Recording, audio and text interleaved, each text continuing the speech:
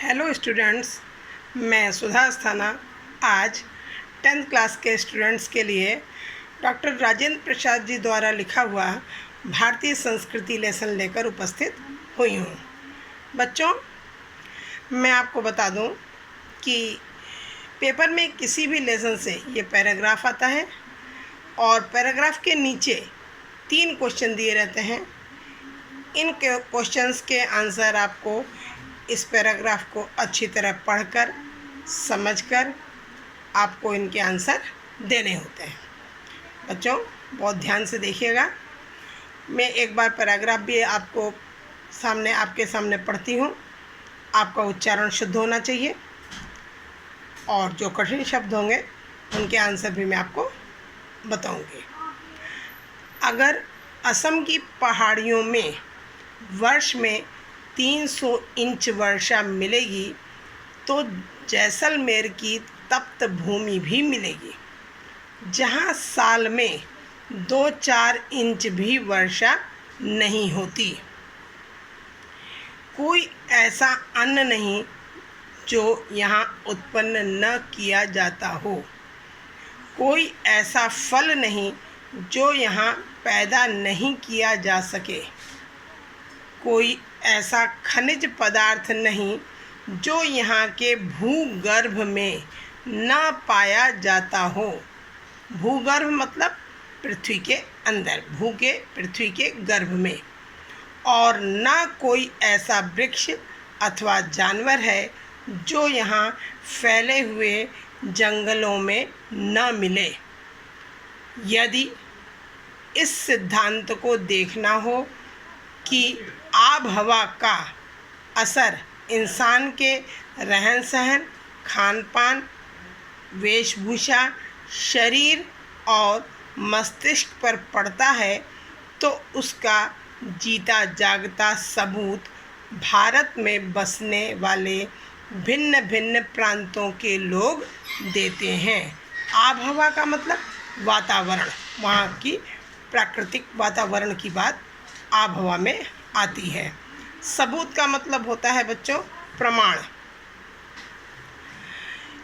इस पैराग्राफ में बच्चों भारत की प्राकृतिक विविधताओं तथा उनके यहाँ के निवासियों पर पड़ने वाले प्रभाव का सुंदर वर्णन किया गया है। अब पहला प्रश्न आप देखिएगा, क्या पूछा है आपसे? गद्यांश के पाठ और लेखक का नाम लिखिए। ये 3 क्वेश्चन आपको आते हैं, 2-2 नंबर के 3 क्वेश्चन, यानी 6 नंबर का आपका ये प्रश्न होता है। तो गद्यांश का पाठ का नाम बच्चों क्या है? भारतीय संस्कृति। और लेखक का नाम डॉक्टर राजेंद्र प्रसाद। इस पर आपको 2 अंक मिल जाते हैं। दूसरा प्रश्न है, रेखांकित अंश की व्याख्या कीजिए। रेखांकित अंश कौन सा है? यहाँ से। यदि इस सिद्धांत को देखना हो से लेकर भिन्न भिन्न प्रांतों के लोग देते हैं, इसकी व्याख्या पूछी है। अब आप देखिएगा इसकी व्याख्या अच्छे से। प्राकृतिक विविधता, भारत में जो प्राकृतिक विविधता है, यानी यहाँ के लोगों के रहन सहन, वेशभूषा, खान पान, शरीर और मस्तिष्क पर भी बहुत ज़्यादा प्रभाव पड़ा है। यह वैज्ञानिक सिद्धांत भी है कि किसी स्थान की जलवायु व्यक्ति के रहन सहन, वेशभूषा, खान पान और शारीरिक विकास आदि को प्रभावित करती है। विज्ञान के इस सिद्धांत का जीता जागता प्रमाण अर्थात व्यावहारिक रूप यहाँ के विभिन्न राज्यों के लोगों में प्रत्यक्ष रूप से देखने को मिलता है, यानी उनके सामने सबूत स्थापित होता है। आशय यही है कि भारत के विभिन्न राज्यों के लोगों की वेशभूषा, रहन सहन, खान पान तथा शारीरिक संरचना में जो विविधता देखने को मिलती है, उसका सबसे प्रमुख कारक यहाँ की प्राकृतिक विविधता अथवा जलवायु ही है।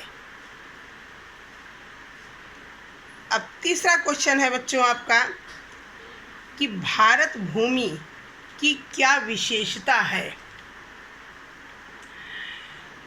आंसर देखिएगा कि भारत भूमि की यह विशेषता है कि इसमें संसार में पाया जाने वाला प्रत्येक फल, अन्न, खनिज पदार्थ, वृक्ष और जानवर यहाँ पर मिलते हैं। यह भारत भूमि की विशेषता ही तो है कि हमारे यहाँ हर प्रकार का फल मिलता है, हर प्रकार के अन्न मिलते हैं, हर प्रकार का खनिज पदार्थ, हर प्रकार के वृक्ष और हर प्रकार के जानवर यहाँ पर मिलते हैं। ये आपका आंसर इसमें दिया हुआ है। अब एक पैराग्राफ में और आपको समझाती हूँ, ध्यान से समझिएगा। भिन्न भिन्न धर्मों के मानने वाले भी जो सारी दुनिया के सभी देशों में बसे हुए हैं, यहाँ भी थोड़ी बहुत संख्या में पाए जाते हैं और जिस तरह यहाँ की बोलियों की गिनती आसान नहीं है, उसी तरह यहाँ भिन्न भिन्न धर्मों के संप्रदायों की भी गिनती आसान नहीं है। कहने का तात्पर्य क्या है, यहाँ अनेक प्रकार की बोलियाँ हैं तो यहाँ अनेक प्रकार के धर्म और संप्रदाय भी हैं हमारे यहाँ। इन विभिन्नताओं यानी अनेकताओं, अनेक प्रकार के धर्म और अनेक प्रकार के संप्रदायों की बात की जा रही है। इन विभिन्नताओं को देखकर अगर अपरिचित आदमी जो यहाँ से परिचित नहीं है घबरा कर कह उठे कि यह एक देश नहीं अनेक देशों का एक समूह है, यह एक जाति नहीं अनेक जातियों का समूह है, तो इसमें आश्चर्य की बात नहीं। क्या कह रहा है लेखक कि अगर इंसान अनेक प्रकार की बोलियां, अनेक प्रकार के धर्मों को देखकर एक अपरिचित आदमी यह कह सकता है कि भारत देश एक देश नहीं है, अनेक देशों का समूह है। अब आगे आप देखिएगा, पहला क्वेश्चन है आपका वही गद्यांश के पाठ और लेखक का नाम लिखिए। मैंने ऊपर आपको बताया है गद्यांश के पाठ का नाम भारतीय संस्कृति और लेखक का नाम doctor Rajendra Prasad. Second question, रेखांकित अंश की व्याख्या कीजिए। अब रेखांकित अंश की व्याख्या, रेखांकित अंश कहाँ है आपका, देखिए यह एक देश नहीं से लेकर इसमें आश्चर्य की बात नहीं है। ध्यान दीजिए, विभिन्नताओं, यहाँ की विभिन्नताओं को देखकर कोई अजनबी, कोई अपरिचित ऐसा महसूस कर सकता है कि भारत एक देश न होकर कई देशों का समूह है। इसी प्रकार भारत की अनेक जातियों को, अनेक राष्ट्रीयताओं को देखकर ऐसा समझा जा सकता है कि यह अनेक जातियों का एक समूह है। ऊपर से देखने पर ऐसा आभास मिलता है, जबकि गहराई में देखने पर पता चलता है कि सबने एक में मिश्रित होकर विराट भारतीय संस्कृति की उच्चता को और अधिक गौरवशाली बनाया है। ऊपर से तो ऐसा लगता है कि एक देश नहीं है अनेक देश है, एक जाति नहीं है अनेक जातियों का समूह है, परंतु जब गहराई से देखा जाता है तो सब मिलकर एक भारत को, भारतीय संस्कृति को अत्यंत गौरवशाली बनाने का सबने प्रयास किया है। और तीसरा क्वेश्चन बेटा आपका है कि भारत के धर्मों और बोलियों में क्या समानता है। इसका आंसर देखिए कि भारत के धर्मों और बोलियों में एकमात्र समानता यह है कि जिस प्रकार भारत में बहुत से धर्म हैं, उसी प्रकार बहुत सी बोलियां भी हैं। यानी दोनों की मात्राएं बहुत ज़्यादा हैं, असंख्य हैं, ये दोनों में समानता है। मैं उम्मीद करती हूँ कि आपको ये अच्छी प्रकार से समझ में आ गया होगा। अगर ना समझ में आया हो तो फिर से आप इसे अच्छी प्रकार से पढ़ेंगे, समझेंगे और मुझसे कभी भी आप पूछ लेंगे।